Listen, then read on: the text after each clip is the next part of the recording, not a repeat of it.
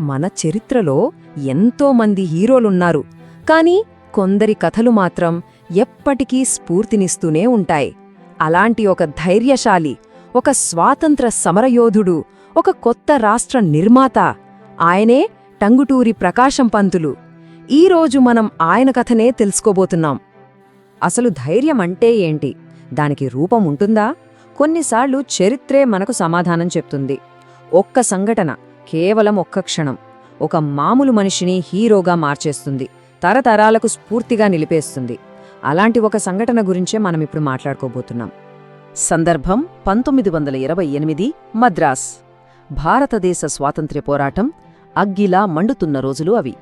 British వాళ్లు Simon commission అని ఒకటి ఏర్పాటు చేశారు. కాని అందులో ఒక్క భారతీయుడు కూడా లేడు.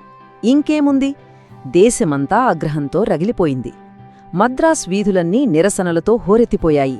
అలాంటి ఒక నిరసనలో పోలీసులు కాల్పులు జరిపారు. ఒక యువకుడు అక్కడికక్కడే ప్రాణాలు వదిలాడు. పరిస్థితి ఒక్కసారిగా ఉద్రిక్తంగా మారిపోయింది.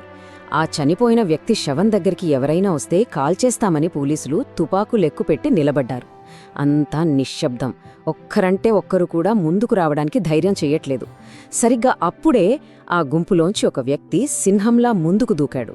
తన చొక్కా బటన్లు విప్పేసి పోలీసుల తుపాకులకు తన ఛాతిని చూపిస్తూ ధైర్యముంటే కాల్చండ్రా అని గర్జించాడు. ఆయనే, ఆ వ్యక్తే టంగుటూరి ప్రకాశం పంతులు. ఆయన చూపించిన ఆ తెగువ, ఆ నిర్భయత్వం యావత్ దేశాన్ని కదిలించేసింది. ఆ ఒక్క సంఘటనతోనే ఆయనకు ప్రజలు ఒక బిరుదు ఇచ్చారు. అదే ఆంధ్రసింహం. ఆ రోజు నుంచి ప్రజలు ఆయన్ని ప్రేమతో, గౌరవంతో ఆంధ్ర కేసరి అని పిలుచుకోవటం మొదలుపెట్టారు. కేసరి అంటే సింహం. మరి ఇంతటి ధైర్యశాలి, ఆంధ్రసింహంగా పేరుగాంచిన ఈ వ్యక్తి ప్రస్థానం అసలు ఎలా మొదలైంది? చూద్దాం పదండి. ఓకే, ఆ క్షణంలో అంత ధైర్యం ఎలా వచ్చింది? అది అర్థం కావాలంటే మనం కొంచెం వెనక్కి వెళ్ళాలి. ఆయన గతాన్ని చూడాలి. ఒకప్పుడు ఎంతో సంపన్నుడైన బ్యారిస్టర్ దేశం కోసం తన సర్వస్వాన్ని ఎలా త్యాగం చేశాడో తెలుసుకుందాం. ప్రకాశంగారి జీవితాన్ని చూస్తే మనకు రెండు వేర్వేరు జీవితాలు కనిపిస్తాయి. ఒకటేమో బ్యారిస్టర్ ప్రకాశం, ఇంగ్లండ్లో చదువుకుని మద్రాస్ హైకోర్టులో టాప్ లాయర్గా నెలకు లక్షలు సంపాదించేవారు. విలాసవంతమైన జీవితం. ఇక రెండోది స్వాతంత్ర్య సమరయోధుడు ప్రకాశం. 1921లో గాంధీగారొక పిలిపిచ్చారు. అంతే, ఆ లాయర్ వృత్తిని, ఆ సంపదని, ఆ హోదాని అన్నింటినీ వదిలేసి స్వాతంత్ర్య పోరాటంలోకి దూకేశారు. ఇది మామూలు విషయం కాదు, ఒక చారిత్రాత్మక నిర్ణయం.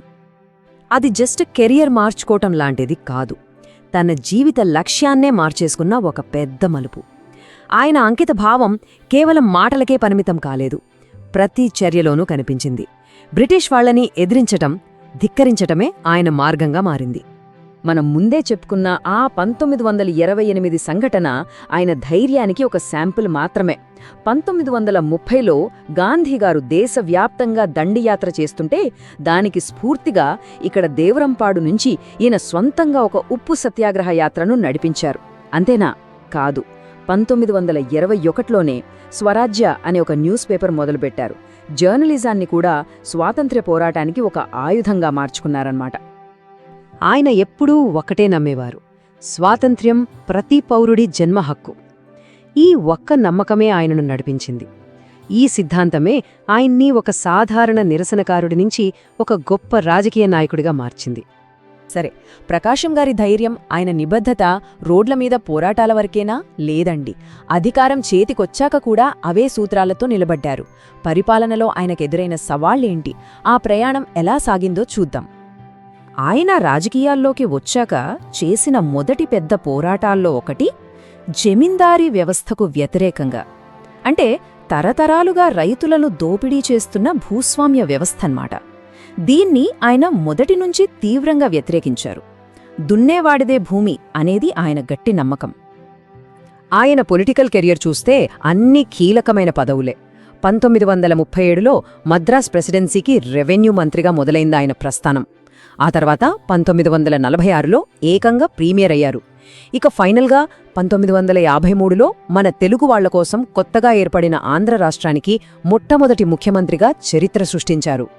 స్వాతంత్ర్యం వచ్చాక అంతా అయిపోయిందనుకుంటే పొరపాటే. ఆయన పోరాటం అప్పుడు కూడా ఆగలేదు. చాలాసార్లు సొంత పార్టీ అయిన కాంగ్రెస్తోనే విభేదించేవారు. ఆశయాలు ముఖ్యం, కాని పార్టీ కాదు అనే రకం. అందుకే 1951లో ప్రజాపార్టీ అని సొంతంగా పార్టీ కూడా పెట్టారు.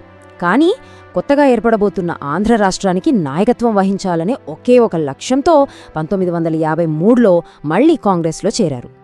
తెలుగు మాట్లాడే ప్రజలందరికీ ఒక ప్రత్యేక రాష్ట్రం ఉండాలి. ఇది ప్రకాశం గారి జీవితకాలపు కల. దాన్ని నిజం చేయడమే తన జీవిత లక్ష్యంగా పెట్టుకుని దానికోసం అలు పెరగకుండా పోరాడారు.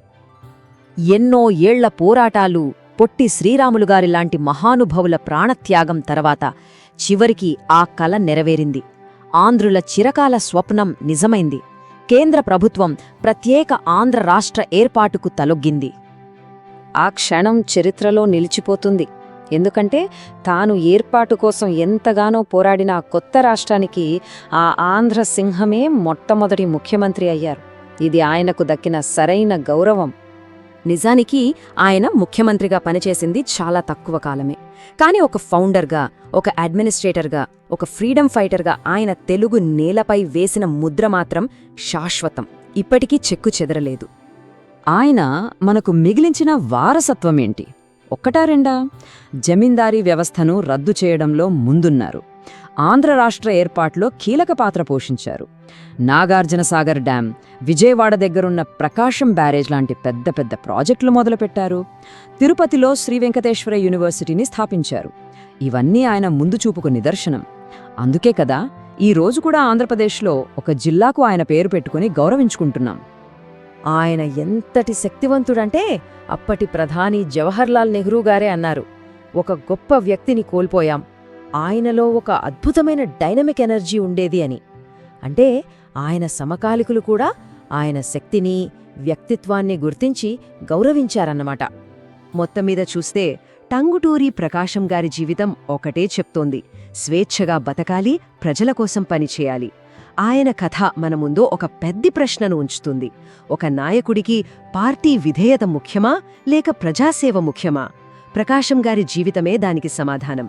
ఆయనకు ఎప్పుడూ ప్రజలే ముఖ్యం, పార్టీ కంటే ప్రజల పక్షానే నిలబడ్డారు.